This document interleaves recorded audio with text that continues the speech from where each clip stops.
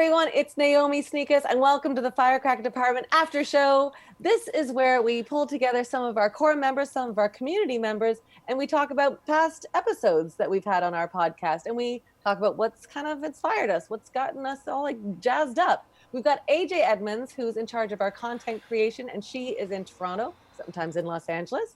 We've got Emily Churchill, who is in charge of our wellness department, does a meditation every Sunday that's just fantastic, and she's in Los Angeles.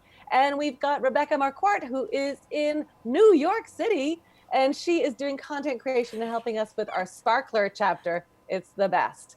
We are talking about Jerrica Long today, my Jerrica Long discussion, which I love, and I'll tell you what, Jerrica Long is, she's sort of starting out. She's doing a lot of like writing assistance and production assistance. She's been in the room with Veep, Love and Hip Hop. She's been in the same room for Diary of Future President, Blackish. And so she's in a way just starting out, but I love having this discussion with somebody that's just starting out. And then, like last week I talked to Kay Cannon, who is an established writer. So I love that kind of juxtaposition. What did I say with Jerrica, or what did Jerrica say that kind of got you excited and inspired you? AJ? The quote I pulled was, "I did not have a clue and I just took a chance on myself." I was like, right? Yes. Oh my gosh. That's like I should write it on my forehead backwards so I look in the mirror and see that. Yeah. Like, what an incredible approach to just like going, okay, I'm just going to jump now. Bye. Yeah. Yeah. It's such a great way to live. Emily? So to piggyback off that, don't ever give up on yourself. And I was like, oh, another one. I'm like, oh yes, okay, I'm gonna put that in my pocket. So wise. Yeah. She's such a wise person. She had so many because I also think, with Firecracker Department, I think we always try to celebrate people that have established careers, but people also that are coming up. And she is somebody that is like, I'm ready to work. She's been writing pilots during COVID. Like, she's just a dynamo. Rebecca, what did you think? Yeah, I felt like, I think a lot of what Firecracker is built around is trying to lift each other up and trying to help boost someone else. So it's like, if we can all elevate each other, then we're all more successful. And hearing her talk about her long-term goals of wanting to be a showrunner and wanting to be able to give opportunities to people who are just getting started, I was like, oh, she's perfect. Like, this is the perfect marriage. Yeah. Somehow through these conversations that you have, Naomi, like there are just so many awesome ladies out there just kicking ass, like we so often in life we feel like we're just by ourselves, and like sometimes I'm like, did she just hand them a script to just to say the Firecracker mission statement? Like, did she just share a screen and Jerrica, these are the things you need to say. Yeah, this is who we are and you better subscribe. Yeah. No, it's so great to just listen to these candid chats and hear all the perspectives. And we are so connected, Yeah, and I also feel like we're building, I feel like now Jerrica's on our team, you know what I mean? Like, we can reach out to her to have further advice and further questions. Like, if anybody has thoughts about becoming showrunners, she's sort of in the mix already. So it's really really beneficial. Emily, what'd you think?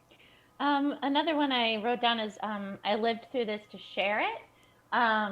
And that really resonates with me because I feel like all the experiences that I've had, I try to incorporate that in my healing and even my work. So, and we had a similar coming out story a bit. So yeah, it was just, I don't think we realize that what we're living is what we're actually, how we're creating art too. It helps us create better art for everybody. So I love that.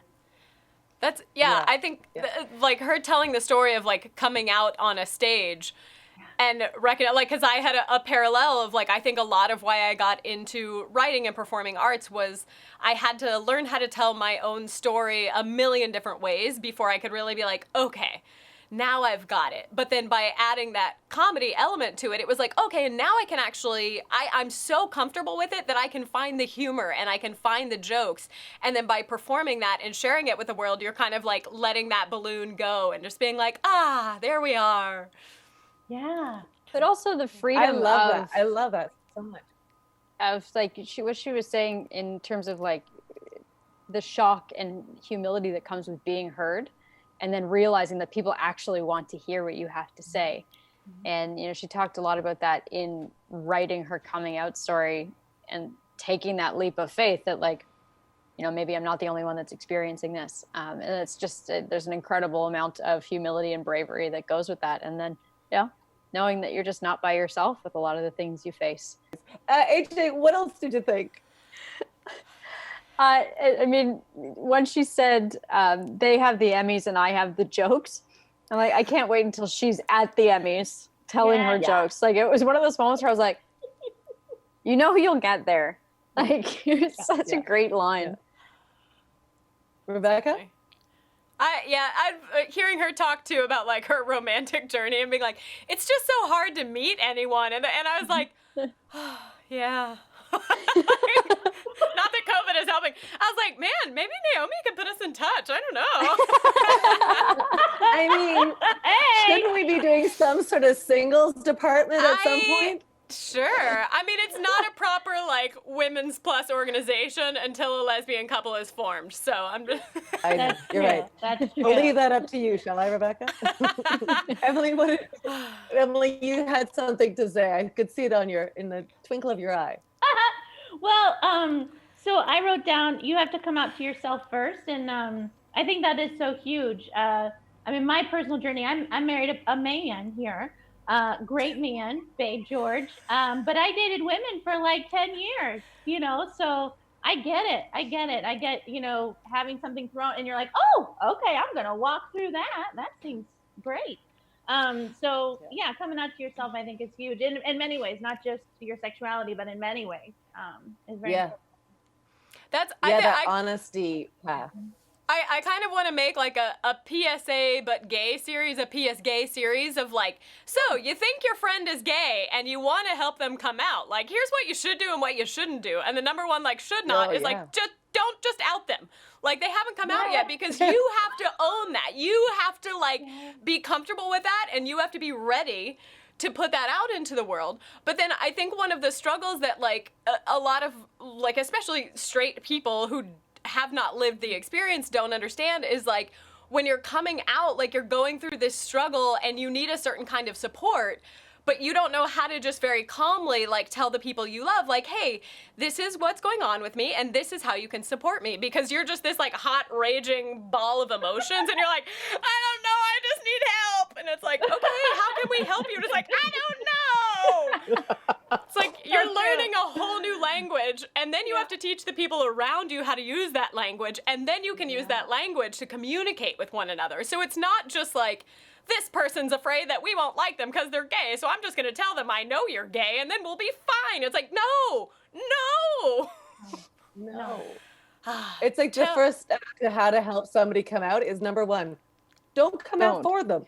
That's all. That's all the things you should know. That's their choice. Leave that up to them when they are ready. But you can also be like, oh, I donated to this gay rights organization. Or can you believe this homophobic thing happened? That's totally bogus. And here's how I actually feel. Because that will just give them the security to be like, oh, okay. All right. I know where you stand on the issues. That makes me feel a little more comfortable. Yes. I love that. You really the PS gay.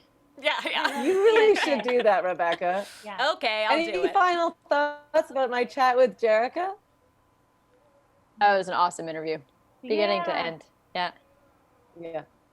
She's just a dynamo. I can't wait to see what she does and how we can support her journey, because I just think she's got such a vibrant and like determined voice. Like, didn't she say like I've already written 2 pilots during COVID? I'm like, oh boy, that's amazing. Yeah.